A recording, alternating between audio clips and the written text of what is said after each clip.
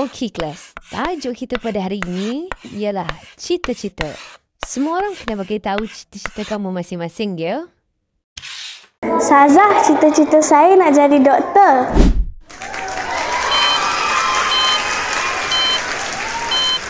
Ustazah, cita-cita saya nak jadi bomber.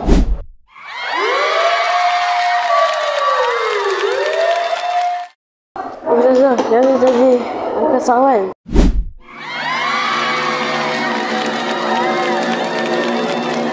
Ustazah, cita-cita saya nak jadi CEO Mega Holding.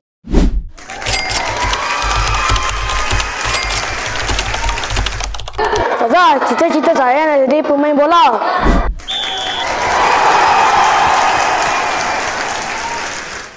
Ustazah, cita-cita saya nak jadi cikgu silat.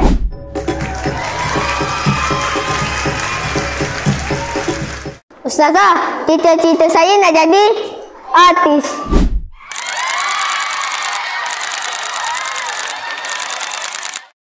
Bajet-bajet je jadi artis. Ustazah, saya nak jadi askar.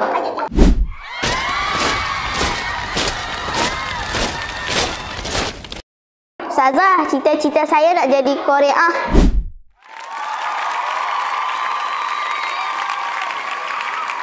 Ustazah, cita-cita saya nak jadi chef.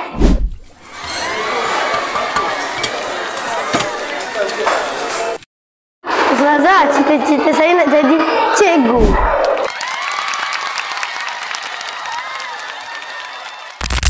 Cikgu, dah glamour lah jadi cikgu.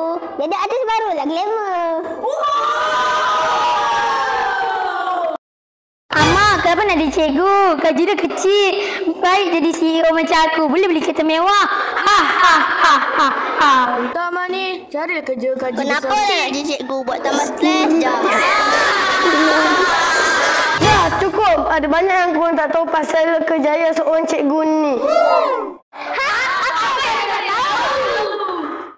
Mari sini aku ceritakan.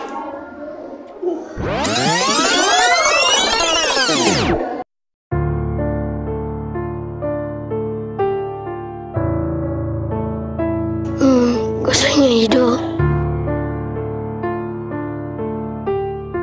Sebenarnya, apa yang aku nak capai dalam hidup ni? Apa sebenarnya cita-cita aku?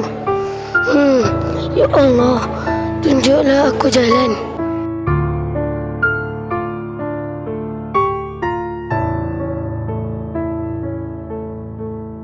Assalamualaikum, Ustazah. Ustazah, saya nak tanya satu soalan boleh, Ustazah? Kenapa Ustazah memilih jadi cikgu? Sebab kerjaya sebagai seorang cikgu atau guru adalah antara bidang pekerjaan yang mulia. Guru adalah pelita kepada ummah yang memegang wazifah sebagai pewaris Nabi SAW yang membebaskan masyarakat daripada kejahilan, mendidik pelajar membezakan yang salah dan yang benar dan menjadi asbab tersebarnya ilmu dan manfaat atas muka bumi Allah. Walau tak dipandang tinggi, tetapi gurulah yang memegang peranan yang besar untuk membentuk generasi dan mengenal Rabbi. Masya Allah, ini tugas seorang cikgu. Ustazah, dari hari ini saya berazam untuk belajar bersungguh-sungguh dan menjadi asbab tersebarnya ilmu dengan menjadi seorang cikgu. Sebab itulah aku nak jadi cikgu. Kalau tak ada cikgu, angkasawan pun tak tahu macam mana nak berlepas ke angkasa. Kalau tak ada cikgu, CEO pun tak tahu kira untungnya syarikat, apatah lagi untuk membeli kereta mewah. Jadi, tolonglah hargai jasa dan kerjaya seorang cikgu, okey? Okey, kasih nasihatkan kami. Nak jadi cikgu jugalah. Semoga kita berjaya capai cita-cita masing-masing. 2, 3. Ustazah, saya nak jadi cita-cita.